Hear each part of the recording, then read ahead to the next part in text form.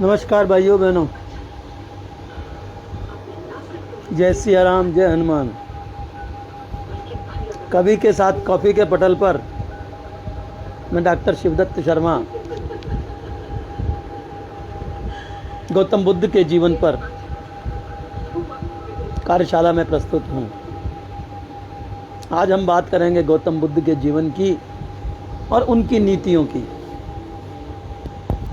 आपने वैसे तो बहुत कुछ सुना, लेकिन गौतम बुद्ध के नीति वचनों के बारे में कम सुना होगा।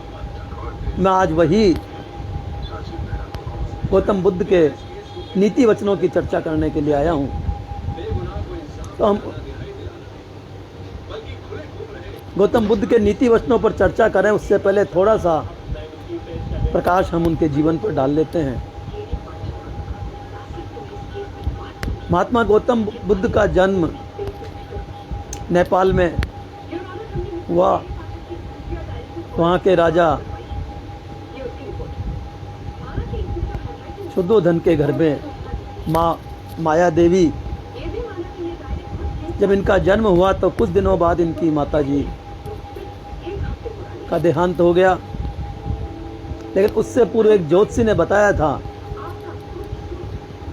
कि हे राजा, या तो आपका पुत्र एक महान राजा बनेगा, सेना नायक बनेगा, या फिर आध्यात्म के संसार में, आध्यात्म की राह में एक महान महात्मा बनेगा। ऐसा आध्यात्मिक रास्ता चुनेगा, ऐसा आध्यात्मिक रास्ता बनाएगा जिसमें संसार के कई देश इनके बताए रास्ते पर चलेंगे। हमारे साथ दो लोग जुड़े हैं, लेकिन उनके कोई कमेंट्स नहीं आ रहे हैं, इसलिए मैं उनको देख नहीं पा रहा हूँ वे कौन हैं। कृपया कमेंट्स करके बताएं। तो मित्रों, जब राजा ने ये बात सुनी कि उनका पुत्र आध्यात्म की ओर भी जा सकता है, तो उन्होंने गौतम बुद्ध का महल से निकलना ही बंद कर दिया। उनके जीवन को संसार से अलग कर दिया। उनका विवाह किया, उनके एक पुत्र हुआ। लेकिन कुछ दिनों बाद कहते हैं कि नदी को कब तक बांधा जा सकता है, उसी तरह से किसी बालक को या किसी मनुष्य को आप कब तक बांध के रख सकते हैं।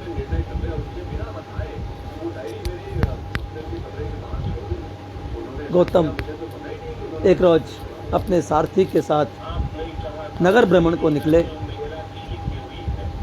और नगर भ्रमण में उन्होंने देखा कि एक मनुष्य बुढ़ापे में बड़े कठिनाई से चल पा रहा था। बुढ़ा था, बुढ़ापा आ गया था, कमर टेढ़ी हो रही थी, हाथ में लाठी थी और घिसट घिसीट करके चल रहा था। तो गौतम के मन में बात आई कि मनुष्य को क्या ये जीवन भी देखना पड़ता है। ऋचा सिन्हा जी हमारे साथ जुड़ी हैं, आपका बहुत बहुत स्वागत है। थोड़ा आगे जाने के बाद गौतम बुद्ध ने देखा कि एक बीमार महिला थी, उसे उसके घर वाले बड़ी मुश्किल से पकड़ करके इधर उधर इलाज के लिए ले जा रहे थे। गौतम बुद्ध यह देख करके और भी सन्नाटे में आ गए कि मनुष्य को क्या जीवन में रोगी भी होना पड़ता है। कुछ दूर जाने के बाद में उन्होंने देखा कि बहुत सारे लोग एक शव को कंधे पे उठाकर ले जा रहे हैं। गौतम बुद्ध ने सारथी से पूछा कि ये क्या है। तो सारथी ने बताया कि ये मनुष्य की मृत्यु हो गई है और इसे शमशान में ले जाया जा रहा है। तो गौतम बुद्ध ने, डॉक्टर अरुणा पाठक हमारे साथ जुड़ी हैं, आपका बहुत बहुत स्वागत है। तो गौतम बुद्ध ने मन में फिर विचार आया कि क्या मनुष्य को मृत्यु की ओर भी जाना पड़ता है, मरना भी पड़ता है। और अब गौतम बुद्ध सोचने पर मजबूर हो गए कि यदि ऐसा है तो इसका कहीं ना कहीं ऐसा उपाय भी होगा जो मनुष्य बुढ़ा न हो, मनुष्य बीमार ना हो, मनुष्य को मृत्यु प्राप्त ना हो। और वे उसी समय महल में आए और महल में आकर के उन्होंने अपने पिताजी से कहा कि मैं अब सत्य की खोज में जा रहा हूँ, स्वयं की खोज में जा रहा हूँ। और वे निकल पड़े। उसके बाद में जो है उन्होंने कई वर्षों तक तप किया, साधना करी, और फिर उन्हें भारत भूमि पर बिहार में जाकर गया में एक बोधि वृक्ष जो आज भी उपस्थित है, कहते हैं ये वही बोधि वृक्ष है, एक पीपल का पेड़ है, कहते हैं ये वही बोधि वृक्ष है जिसके नीचे महात्मा गौतम बुद्ध को ज्ञान प्राप्त हुआ था। और वो ज्ञान ऐसा प्राप्त हुआ कि उनके उपदेश सुन करके एक नया धर्म कायम हो गया, जिसे बौद्ध धर्म कहते हैं। और वो बौद्ध धर्म एशिया में इतना फैला, चीन, जापान, नेपाल, करीब करीब सारे एशिया को उसने अपने विचारों से ढक लिया। तो मित्रों, हम उसके बाद अब बात करते हैं, जो मैं एक नई चीज लेकर के आया हूं, वो है महात्मा गौतम बुद्ध के, भगवान गौतम बुद्ध के नीति वचन। नीति वचन मुझे बड़ी मुश्किल से ढूंढ करके मैं लाया हूं इसे। कई पुस्तकों का मैंने अध्ययन किया, छाना, तब ये नीति वचन मुझे प्राप्त हुए, वो मैं आपके सामने प्रस्तुत कर रहा हूं। यहाँ संसार में वैर से वैर कभी शांत नहीं होता, अवैर से ही शांत होता है। यही सनातन धर्म यानी कि नियम है। गौतम बुद्ध के नीति वचन हैं। अन्य लोग यानी कि अज्ञ लोग नहीं जानते कि हम इस संसार से जाने वाले हैं। जो उसे जानते हैं फिर उनके मन में कभी भी विकार आ नहीं सकते, वे शांत हो जाते हैं। जो उद्योगी, सचेत, शुचि कर्म वाला तथा सोच कर के काम करने वाला है और संयत धर्मानुसार जीविका करने वाला है एवं अप्रमादी है, उसका यश बढ़ता है। गौतम बुद्ध का ये भी नीति वचन था कि प्रमाद में मत फंसो, कामों में रत मत हो, काम रति में लिप्त मत हो। प्रमाद रहित ध्यान द्वारा महान सुख को प्राप्त होता है। मनुष्य जो है काम को छोड़ दे, प्रमाद को छोड़ दे और ध्यान करे तो उसको परम सुख प्राप्त हो जाता है। गौतम बुद्ध कहते हैं कि ओहो, ये तुच्छ शरीर शीघ्र ही चेतना रहित होकर के निरर्थक काठ की भांति पृथ्वी पर पड़ा रहेगा। इस काया को फेन के समान जानो,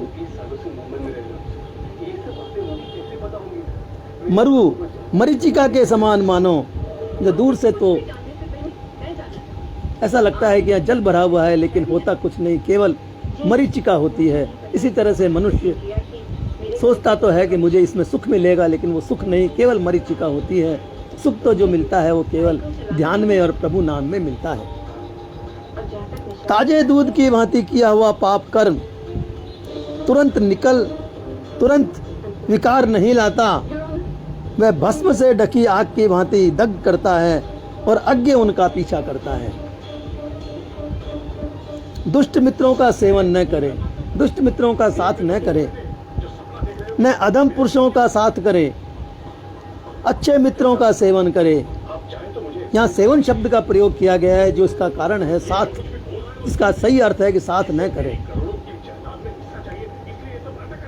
उत्तम पुरुषों का सेवन करे, जो उत्तम पुरुष है उनका साथ करना चाहिए। जैसे ठोस पहाड़ हवा से कंपायमान नहीं होता, ऐसे ही पंडित निंदा और प्रशंसा से विचलित नहीं होते हैं। पंडित शब्द का मतलब है इसमें समझदार, जिसने काम को त्याग दिया हो, प्रमाद को त्याग दिया हो, जिसने प्रभु को अपना लिया हो, ध्यान को अपना लिया हो, उसे पंडित शब्द कह करके यहाँ प्रसारित किया गया है। सारथी द्वारा सुदांत अश्वों की भांति जिसकी इंद्रियां शांत हैं, जिसका अभिमान नष्ट हो गया है और जो आश्रव रहित, ऐसे उस पुरुष को देवता भी स्पृहा करते हैं। ऐसे पुरुष जिसका मन शांत है, कंट्रोल में है, काबू में है, ऐसे पुरुष के लिए तो देवता भी जो है उसकी तारीफ करते हैं, उसकी बराबरी करने को उत्साहित रहते हैं। यदि पुरुष कभी पाप कर डाले तो उसे पुनः पुनः न करे। हो सकता है मनुष्य से पाप हो जाए तो ठीक है, उसकी क्षमा मांग ले, उसका प्रायश्चित कर ले और दोबारा कभी उस पाप को न करे और उसमें रत भी न हो, क्योंकि पाप का संचय दुख का कारण होता है। ये वचन है धम्मपद 9/2 में। यदि पुरुष पुण्य करे तो उसे पुनः पुनः करे, पाप को न करे, पुण्य को बारंबार करे, उसमें रत हो, क्योंकि पुण्य का संचय सुख करके होता है। धम्मपद 9:3 कठोर वचन न बोले, बोलने पर दूसरे भी वैसे ही तुम्हें बोलेंगे। अगर आप किसी को गाली देंगे तो वो भी आपको गाली देगा, किसी को आप कठोर वचन बोलेंगे तो वो भी आपको कठोर वचनों से संबोधित करेगा, किसी से आप मृदु वाणी में बात करेंगे तो अवश्य ही वो चाहे कैसा भी हो आपसे मृदु वाणी में उसे बोलना ही पड़ेगा। बदले में तुम्हें दंड मिलेगा। अगर आप गलत बोलोगे तो आपको दंड मिलेगा, गलत कार्य करेंगे तो आपको दंड मिलेगा। टूटा कांसा जैसे निशब्द रहता है, वैसे ही यदि तुम अपने को निशब्द रखो तो तुमने निर्वाण को पा लिया। तुम्हारे लिए कलह हिंसा रहा ही नहीं, ना कलह रहेगी ना हिंसा रहेगी। शांत हो जाइए, ध्यान में मग्न हो जाइए। धम्मपद 10वां अध्याय 6ठा पेज। पाप कर्म करते समय मूढ़ पुरुष उसे नहीं जानता, पीछे दुर्बुद्धि अपने ही कर्मों के कारण आग से जले की भांति अनुताप करता है। ये गौतम बुद्ध के नीति शास्त्र धम्मपद 10वें अध्याय का 8वां वचन है। जिस पुरुष की आकांक्षाएं समाप्त नहीं हो पाती, उसकी बुद्धि न नंगे रहने से, न जटा बढ़ाने से, न मिट्टी में राख में लेटने से, और न उपवास करने से, फाका करने से, और न कड़ी भूमि पर सोने से, न धूल लपेटने से, और न ऊकड़ू बैठने से कभी भी उसकी मोक्ष नहीं होती, जब तक उसकी आकांक्षाएं नहीं मरेगी। आकांक्षाएं जिस दिन मर जाएगी उस दिन उसे इन सब बातों को करने की आवश्यकता नहीं पड़ेगी। घर में रह करके ही, गृहस्थी में रह करके ही मनुष्य समाधि को प्राप्त हो सकता है, निर्वाण को प्राप्त हो सकता है। ये गौतम बुद्ध के धम्मपद वचन 10वें अध्याय का 13वां वचन है। पाप नीच धर्म, पाप का नीच धर्म का सेवन न करे। पाप यानी नीच धर्म का सेवन न करे, प्रमाद से लिप्त न हो, झूठी धारणा का सेवन न करे। आदमी को लोक जन्म मरण वर्धक नहीं बनना चाहिए, जन्म मरण में नहीं घुसना चाहिए। प्रमीला जी शर्मा उदयपुर से, भीलवाड़ा से हमारे साथ जुड़ी हैं। आपका बहुत बहुत स्वागत है, आपका बहुत बहुत अभिनंदन है। डॉक्टर सत्य प्रकाश जी हमारे साथ जुड़े हुए हैं और अरुणा पाठक जी भी हमारे साथ जुड़ी हुई हैं। आपका बहुत बहुत स्वागत है। उत्साही बने, आलसी न बने, सुचरित धर्म का आचरण करें, कर्मचारी पुरुष इस लोक और परलोक में सुख पूर्वक के सोता है। सुचरित धर्म का आचरण करे, दुष्चरित कर्म का सेवन कभी भी न करे। ये वचन जो है भगवान बुद्ध के शास्त्र धम्मपद के 13वें अध्याय का 3रा वचन है। धर्मचारी पुरुष जैसे बुलबुले को देखता है वैसे ही मरीचिका को देखता है। लोक को वैसे ही जो पुरुष देखता है उसकी ओर यमराज भी आंख उठा करके भी नहीं देख सकता। यदि मनुष्य धर्माचारी है, सत्य वचन है, जिसने अपनी आकांक्षाओं को मार लिया है, पाप को खत्म कर दिया है, उसकी तरफ यमराज भी नहीं देख सकता। यदि कहापणों यानी रुपयों की वर्षा भी हो तो भी मनुष्य को कामों से तृप्ति नहीं हो सकती। मनुष्य को कितना भी मिल जाए, कितनी भी सुख प्राप्त हो जाए, कितनी भी सुख की वस्तुएं मिल जाए, लेकिन फिर भी उसकी तृप्ति नहीं होती है। उसकी वो अतृप्त ही रहता है। उसकी भावनाएं, उसकी इच्छाएं बढ़ती ही जाती हैं। काम, भोग, अल्प स्वाद, ये सब दुखद हैं।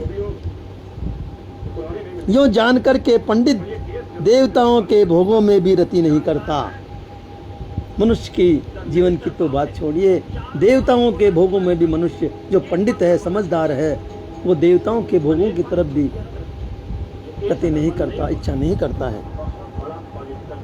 और सम्यक संबुद्ध यानी कि बुद्ध का श्रावक तृष्णा का नाश करने में लगा रहता है। धम्मपद 14वां अध्याय 9वां वचन।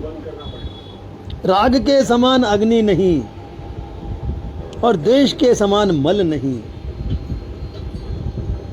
5 स्कंदों के समान दुख नहीं।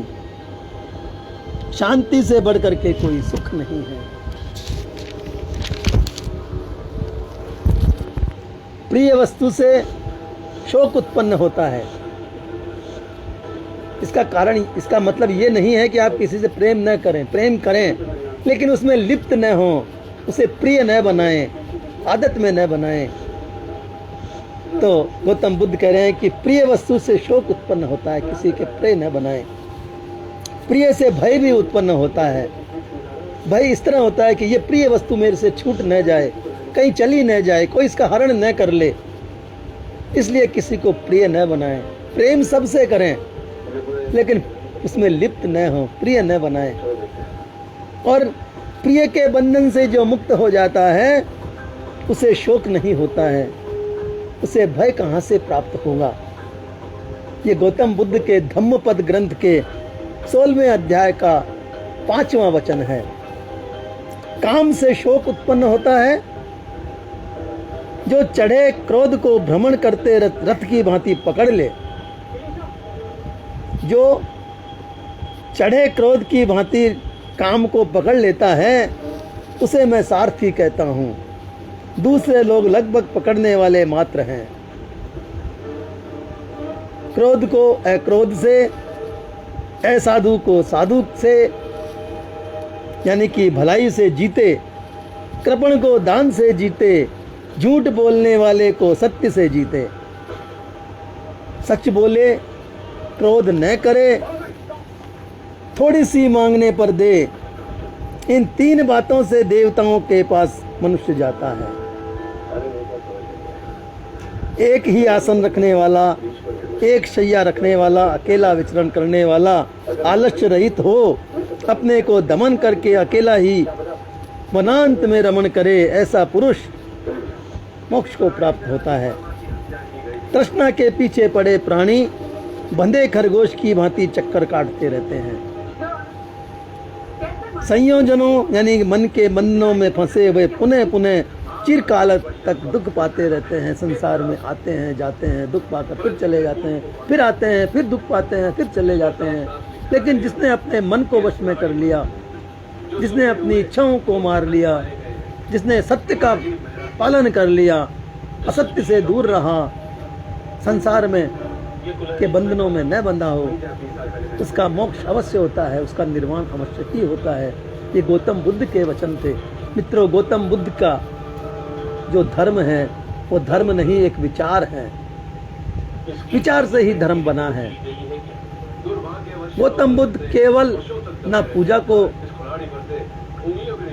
प्राथमिकता देते हैं, ना प्रसाद को प्राथमिकता देते हैं, ना माला को, फूलों की चढ़ाने को प्राथमिकता देते हैं, ना अगरबत्ती जलाने को प्राथमिकता देते हैं। वे प्राथमिकता देते हैं केवल ध्यान को, एकांत को, सत्य को, संसार से विरक्त होने को, संसार में रह कर के विरक्त रहने को वे प्राथमिकता देते हैं। ऐसा है गौतम बुद्ध का बौद्ध धर्म। और यही कारण था कि बौद्ध धर्म करीब करीब पूरे संसार में छा गया था। और एशिया में तो आज भी कई देश ऐसे हैं जिनमें इस बौद्ध धर्म को ही माना जाता है। बड़े बड़े देश जो बौद्ध धर्म के अनुयायी हैं, वहाँ के लोग अभी भी बौद्ध धर्म को मानते हैं। तो मित्रों, ये मेरी इस कार्यशाला में, बौद्ध धर्म की कार्यशाला में, एक मेरी इस यज्ञ में, सत्य प्रकाश जी के यज्ञ में मेरी एक आहुति थी। बड़े दिनों से मन बना रहा था कि मैं भी इनके इस यज्ञ में, इस हवन में आहुति दूं। पर आज वो सुअवसर आ गया कि मुझे समय मिला और मैं आपके सामने प्रस्तुत हुआ और मेरी बात कह सका। नमस्कार, प्रणाम, जय सिया राम, जय हनुमान। फिर मिलेंगे, आज नहीं कल से, पुनः रात्रि 8:30 बजे इसी पटल पर अपनी बात लेकर के, धर्म की बात लेकर के, सनातन की बात लेकर के, भगवान राम की बात लेकर के, हनुमान की बात लेकर के फिर मिलेंगे। नमस्कार।